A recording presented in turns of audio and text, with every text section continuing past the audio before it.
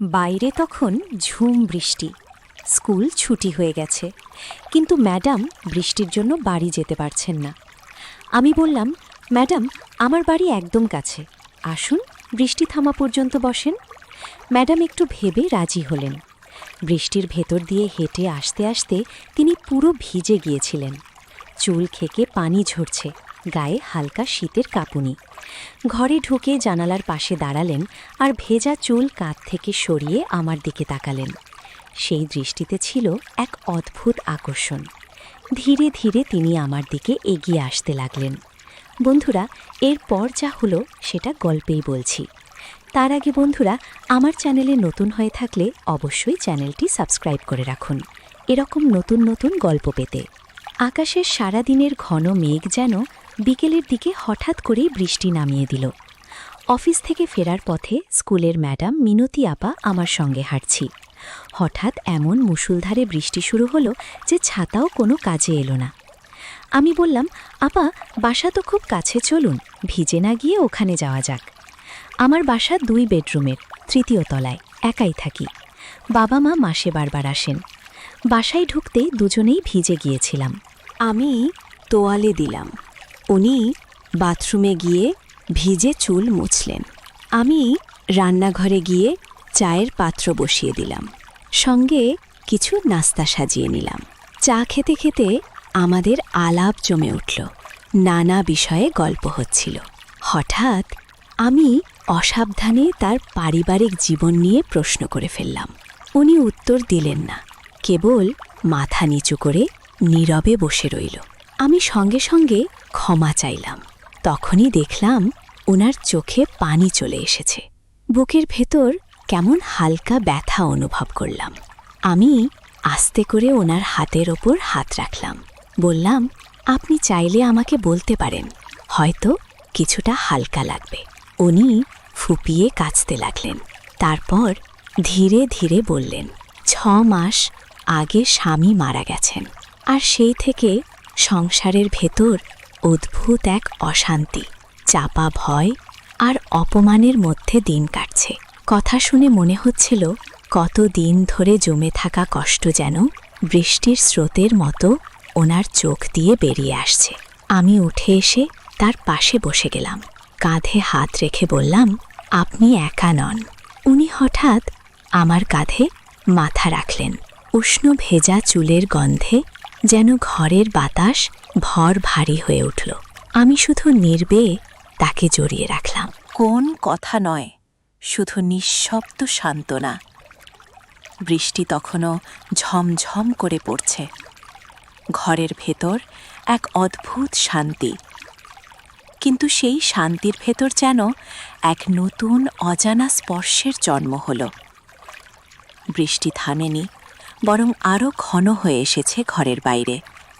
ঝর্ণার মতো পানি ঝরছে, আর ভেতরে আমরা দুজন এক অদ্ভুত নীরবতায় ডুবে। মিনতি আপার মাথা এখনও আমার কাঁধে। তার চোখের জল ধীরে ধীরে শুকিয়ে আসছে, কিন্তু শরীরের উষ্ণতা যেন আরও বাড়ছে। আমি বুঝতে পারছিলাম, এতদিনের চাপা কষ্ট, একাকিত্ব, অপমান সব মিলিয়ে তিনি ভেতরে ভেতরে ভেঙে পড়েছেন। আমি আস্তে করে বললাম, আপা, কষ্টের কথা কাউকে না বলতে পারলে মন ভার হয়ে যায়। আজ অন্তত সেই বোঝা একটু আমার সঙ্গে ভাগ করুন। তিনি মুখ তুলে আমার দিকে তাকালেন। চোখ দুটো লাল হয়ে আছে, কিন্তু সেই চোখের ভেতর যেন এক অদ্ভুত নরমতা, মমতা, কৃতজ্ঞতা, আর হয়তো আরও কিছু। বললেন, তুমি জানো, অনেক সময় আমরা শক্ত থাকার ভান করি, কিন্তু ভেতরে ভেতরে ভেঙে যাই। বলতে বলতে আবারও হালকা কেঁপে উঠলেন। আমি তার হাত দুটি আমার হাতে নিলাম, আঙুলের উষ্ণতা অনুভব করলাম। মনে হচ্ছিল কথা দিয়ে যতটা সান্ত্বনা দেওয়া যায়, তার চেয়ে বেশি সান্ত্বনা হয়। একটু নিঃশব্দ ছোঁয়ায় তিনি হঠাৎই এগিয়ে এসে আমাকে আলিঙ্গন করলেন।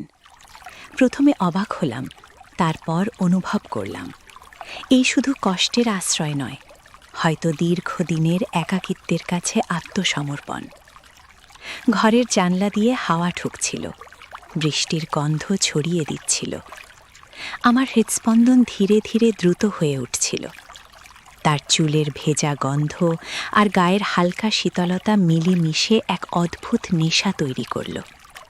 আমরা আলাদা হলাম না, কেবল কিছুক্ষণ নিঃশব্দে পরস্পরের উষ্ণতা ভাগ করে নিলাম। সেই মুহূর্তে মনে হচ্ছিল বৃষ্টির মতোই সময় থেমে গেছে, শুধু আমাদের দুজনের শ্বাস প্রশ্বাসই চলছে। হঠাৎ তিনি চোখ নামিয়ে বললেন, আজ আমি অনেক কথা বলে ফেলেছি, হয়তো তোমার কানে তেমন কিছু শোনার ছিল না। আমি মৃদু হেসে বললাম, আপনার প্রতিটা কথা শোনার মতোই ছিল, আর হয়তো আজ থেকে আমরা একে অপরকে একটু অন্যভাবে চিনতে পারব। তিনি চুপ করে রইলেন, কিন্তু মুখের কোণে হালকা হাসি ফুটে উঠল। সেই হাসি যেন আগামীর ইঙ্গিত দিয়ে গেল। বৃষ্টি তখনও থামেনি, জানলার কাছে জলের ফোঁটা গড়িয়ে পড়ছে, আর ঘরের ভেতর নরম আলো যেন আমাদের নীরবতা আরও গভীর করে তুলেছে।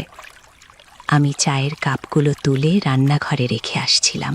ফিরে এসে দেখি মিনতি আপা সোফায় বসে দূরের দিকে তাকিয়ে আছেন, চোখে যেন বহু বছরের ক্লান্তি, কিন্তু তার ভিতর লুকিয়ে আছে এক অদ্ভুত কোমলতা। আমি ধীরে ধীরে তার সামনে বসলাম। আপা, আপনি কি এখন ভালো আছেন? তিনি একটু চমকে আমার দিকে তাকালেন, তারপর মাথা নেড়ে বললেন, মনটা কিছুটা হালকা লাগছে, কিন্তু মনে হয় না কারোর সামনে এত কথা কোনোদিন বলেছি।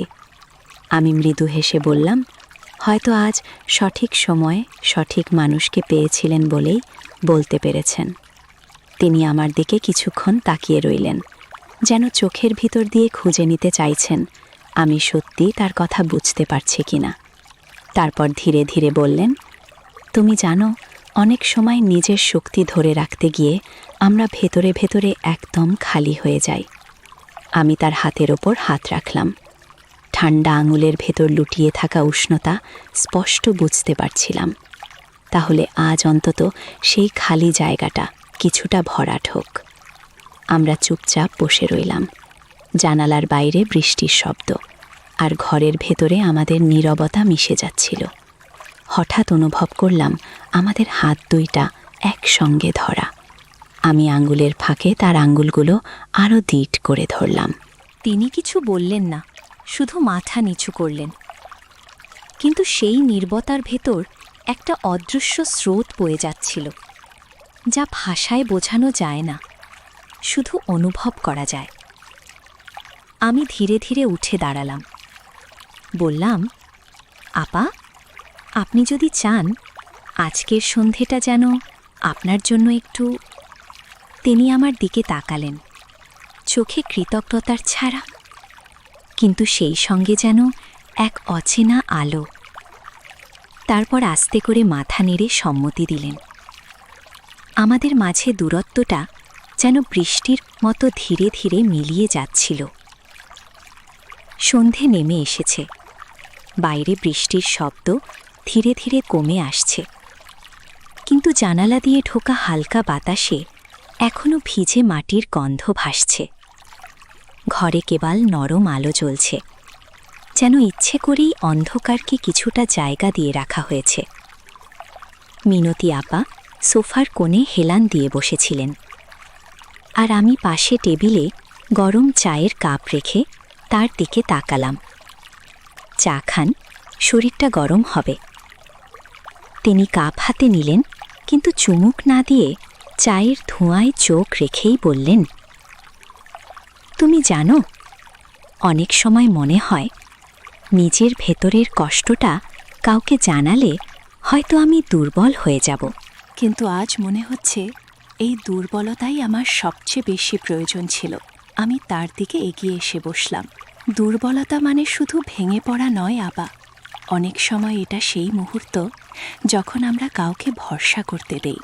তিনি আমার দিকে তাকিয়ে এক মুহূর্ত চুপ রইলেন, তারপর ধীরে ধীরে কাপটা টেবিলে রেখে দিলেন। তার চোখে অদ্ভুত এক কোমলতার অব্যক্ত কৃতজ্ঞতা ভাসছিল।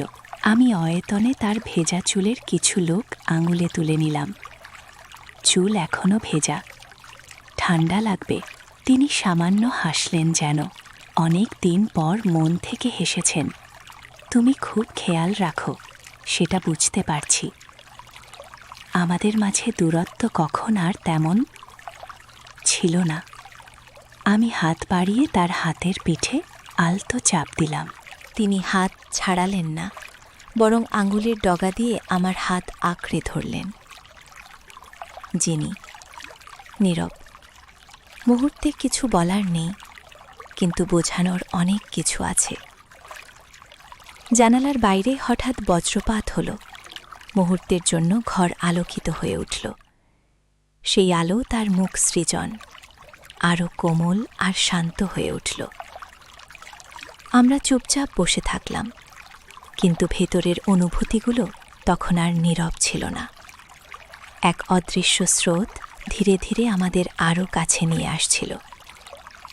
আমি বুঝতে পারছিলাম, আজকের রাত তো আমাদের দুজনের জীবনেই এক নতুন অধ্যায় শুরু হয়ে যাবে। সেদিন রাতের সেই অদ্ভুত অর্থাৎ শান্ত মুহূর্তের পর আমাদের মধ্যে যেন নতুন এক নীরব সেতু তৈরি হলো। কথায় প্রকাশ না করলেও আমি বুঝতে পারছিলাম, ম্যাডামের চোখে আমার প্রতি এক ধরনের বিশ্বাস জন্মেছে, যা আগের মতো শুধু ছাত্র শিক্ষিতার সম্পর্কের মধ্যে সীমাবদ্ধ নয়। পরের দিন বিকেলে ম্যাডাম নিজেই ফোন করলেন। কণ্ঠে এমন এক কোমল টান ছিল যা আমি আগে কখনো শুনিনি। আজ সন্ধে যদি সময় পাও, চলে এসো। আমি কিছুক্ষণ চুপ থেকে বললাম, ক্লাস নেই তো? তিনি মৃদু হেসে বললেন, না, আজ ক্লাসের জন্য না, শুধু গল্প করার জন্য।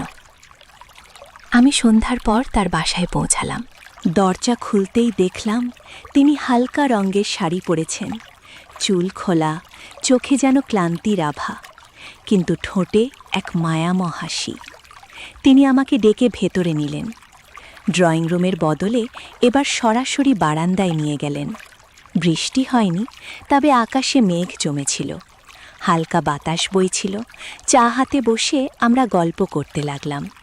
পড়াশোনা, শহরের অবস্থা, তার শৈশবের স্মৃতি, আর মাঝে মাঝে এমন কিছু ব্যক্তিগত কথা যা তিনি আগে কখনো আমার সঙ্গে ভাগ করেননি।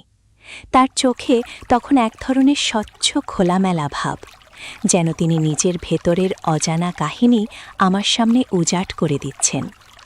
হঠাৎ এক ফাঁকে তিনি বললেন, তুমি কি জানো, অনেক সময় মানুষ শুধু কারো সঙ্গ চায়, কোনো শর্ত বা প্রত্যাশা ছাড়াই।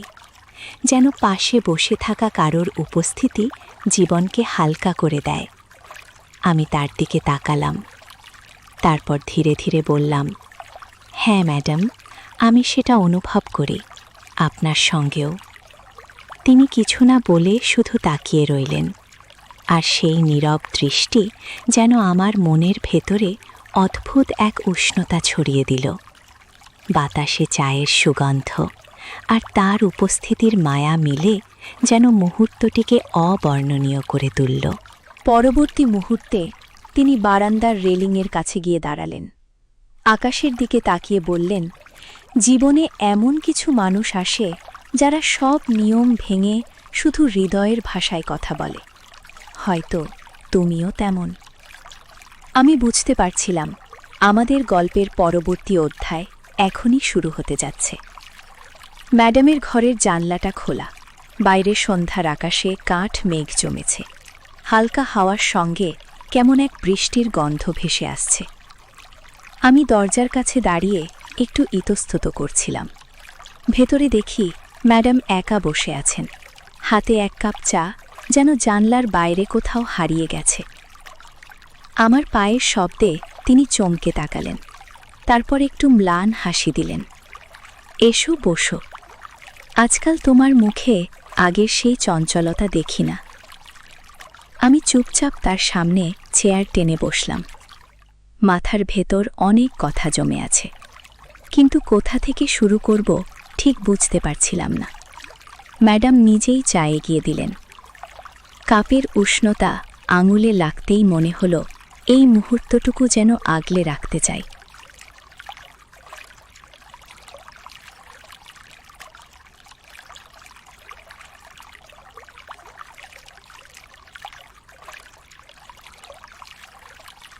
তিনি একটু হেসে বললেন, যতক্ষণ তুমি সত্যি বলবে রাগ করব না।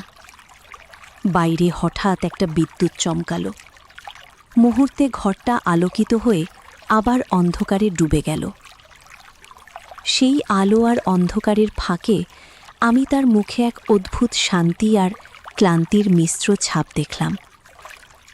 মনে হলো এই মানুষটার ভেতরে এমন অনেক গল্প আছে যা আমি জানি না।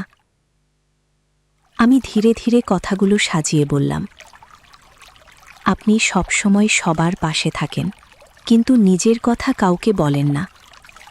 আপনার হাসির আড়ালে অনেক একাকিত্ব লুকিয়ে আছে, তাই না ম্যাডাম? কিছুক্ষণ চুপ করে থাকলেন। তারপর খুব ধীরে বললেন, তুমি বুঝতে শিখেছ, এটাই আমার কাছে বড় কথা। বৃষ্টি নেমে এলো।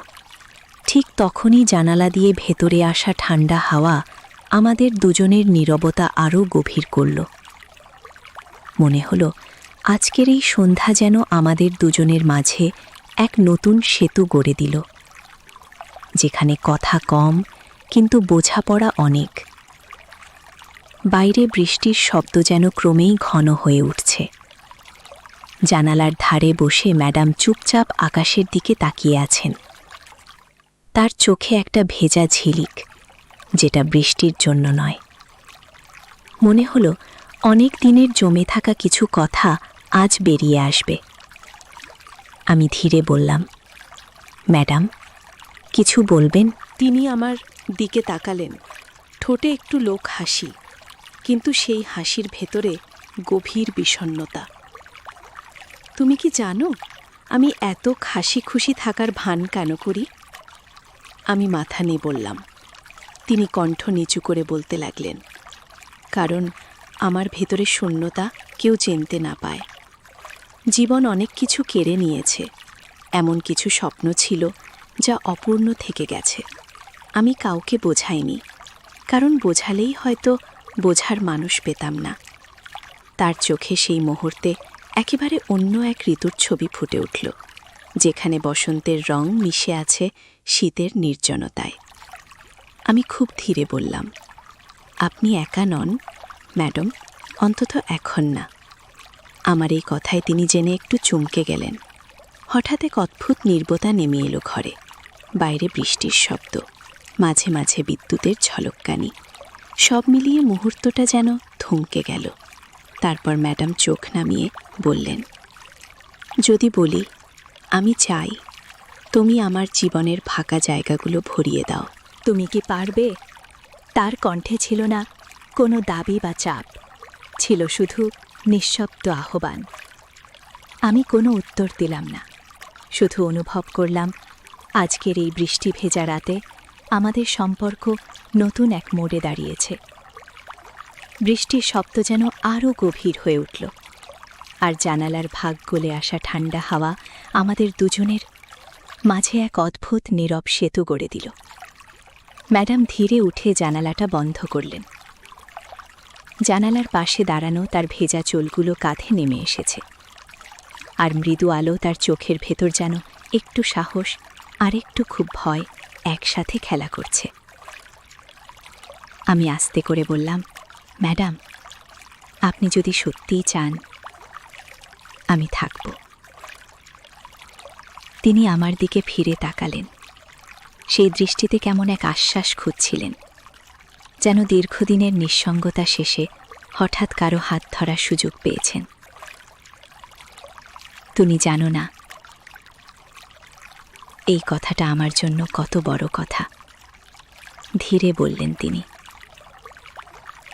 ঘরের ভেতর হালকা আলো, বাইরে নির্বিচ্ছিন্ন বৃষ্টি, সব মিলিয়ে মুহূর্তটা হয়ে উঠল গভীর শান্ত, অথচ অদ্ভুতভাবে আবেগময়। আমি এগিয়ে গিয়ে তার হাত ধরলাম। ঠান্ডা অথচ নরম উষ্ণতার আবাস ছিল সেখানে। তিনি চুপ করে রইলেন, শুধু অনুভব করলেন আমার আঙুলের দৃঢ়তা। তুমি জানো, আমার ভেতরে অনেক ভাঙ্গার স্বপ্ন জমে আছে, তিনি ফিসফিস করে বললেন। আমি উত্তর দিলাম, ভাঙ্গা জিনিসও নতুন করে গড়ে তোলা যায় যদি দুজন মিলে চেষ্টা করে। তার চোখে এবার একটু ঝিলিক দেখা গেল, যেটা বৃষ্টির প্রতিফলন নয়, বরং ভেতর থেকে আসা একরকম আলো। আমরা দুজনেই জানতাম এই রাতের কথা আগামী দিনের সব সিদ্ধান্ত বদলে দিতে পারে। রাত অনেকটা বেরিয়ে গেছে, তবুও ঘরের বাতাসে সেই নীরব টানটান অনুভূতি ছিল। বাইরে বৃষ্টির শব্দ যেন ধীরে ধীরে মিলিয়ে যাচ্ছিল, কিন্তু আমাদের ভেতরের ঢেউ তখনও থামেনি। ম্যাডাম সোফায় বসলেন, দুহাত দিয়ে কুশন চেপে ধরলেন, যেন কোনো কঠিন কথা বলার আগে সাহস সঞ্চয় করছেন। তুমি জানো না আমার অতীত কতটা জটিল ছিল, তিনি ধীরে বললেন। আমি তার পাশে গিয়ে বসলাম। আপনি যদি বলেন শুনব, না বললেও আমি পাশে থাকব। তিনি আমার দিকে তাকালেন, চোখে মিশে থাকা কৃতজ্ঞতা আর দ্বিধা স্পষ্ট। আমি কারোর কাছে মাথা নত করিনি কখনো, কিন্তু সেই অহংকারের জন্যই অনেক প্রিয় মানুষ হারিয়েছি। তার গলা খানিকটা কেঁপে উঠল। আমি না বলে তার হাতের উপর হাত রাখলাম। হঠাৎ মনে হলো এই শক্ত মনের মানুষটার ভেতরে কতটা ভানো লুকিয়ে আছে, যা কেউ দেখতে পায়নি। কিছুক্ষণ চুপ থেকে তিনি আবার বললেন, তুমি হয়তো ভাবছ আমি শক্ত, কিন্তু ভেতরে আমি অনেক ভঙ্গুর। আমি মৃদু হাসলাম।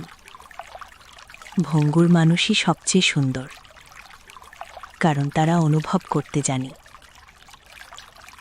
তার ঠোঁটে খুব হালকা একটুখানি হাসি ফুটল, কিন্তু চোখে তখনও জমে থাকা কিছু অস্ত্র ছিল। আমি সেগুলো না দেখে কেবল নির্বেতার পাশে বসে রইলাম।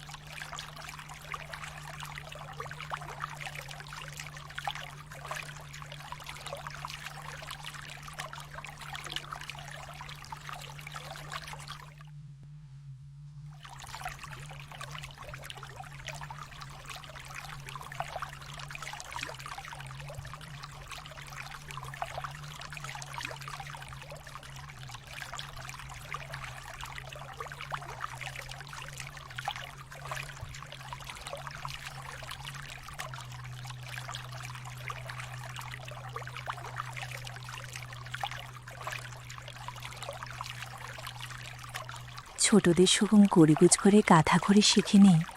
আমি তৎক্ষণাৎ উঠে দাঁড়িয়ে দরজার কাছে গেলাম। আপনি কি দেখতে পেরেছেন কে ছিল? রফিক ভাই মাথা নেড়ে বললেন, অন্ধকারে স্পষ্ট দেখা যায়নি, তবে মনে হচ্ছিল সে অনেকক্ষণ ধরে দাঁড়িয়েছিল। ম্যাডাম কণ্ঠ নরম করলেও ভিতরের উদ্বেগ লুকাতে পারলেন না। ধন্যবাদ, আপনি বললেন বলে সতর্ক থাকব। দরজা বন্ধ হওয়ার পর ঘরে এক অদ্ভুত চাপা নীরবতা নেমে এলো। ম্যাডাম আমার দিকে তাকিয়ে ছিঁড়ে বললেন, মনে হচ্ছে আমার অতীত আমাকে ছাড়ছে না। আমি কিছু বলার আগেই বাইরে আবার এক হালকা শব্দ শোনা গেল, যেন কেউ চলে যায়নি, বরং এখনও আশেপাশেই আছে। দরজার বাইরের শব্দ থামার পর আমি দ্রুত জানালার দিকে গেলাম। বাইরে গলির আলোর নিচে ছায়ার আড়াল থেকে ধীরে ধীরে বেরিয়ে এলো একটি মানুষ। চোখে মুখে ক্লান্তি, তবু দৃষ্টি যেন গভীর ক্ষোভে ভরা। ম্যাডাম আমার কাঁধে হাত রেখে বললেন, ওই লোকটাকে আমি চিনি, সে আমার প্রাক্তন স্বামী।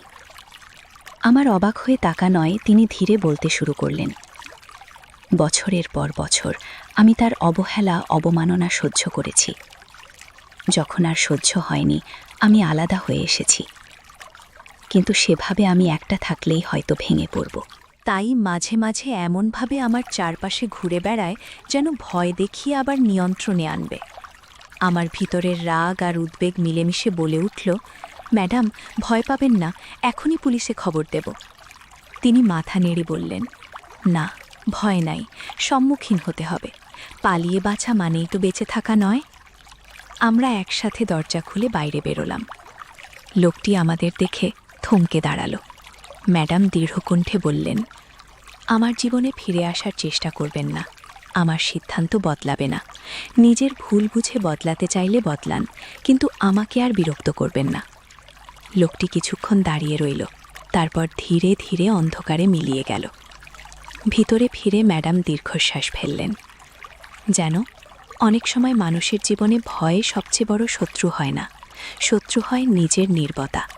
কেউ যদি অন্যায় করে তাকে চুপ করে সহ্য করলে তা শুধু বাড়তে থাকে। একদিন না একদিন দাঁড়িয়ে বলতে হয়, এবার যথেষ্ট। আমি বুঝতে পারলাম এই রাত শুধু এক ভয়ের গল্প নয়, এ এক সাহসেরও গল্প। সম্মান ও নিরাপত্তা কারো দয়া নয়, বরং মৌলিক অধিকার। সম্পর্ক যতই ঘনিষ্ঠ হোক, যদি সেখানে ভয়, অবমাননা বা নিয়ন্ত্রণের খাঁচা থাকে, সেখান থেকে বেরিয়ে আসায় সত্যিকারের মুক্তি। নীরবতা ভাঙুন, অন্যায়ের মুখোমুখি হন, কারণ আপনার সাহসী আপনার সবচেয়ে বড় সুরক্ষা, বন্ধুরা।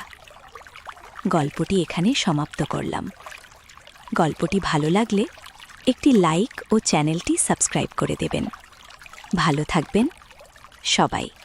দেখা হচ্ছে পরের ভিডিওতে।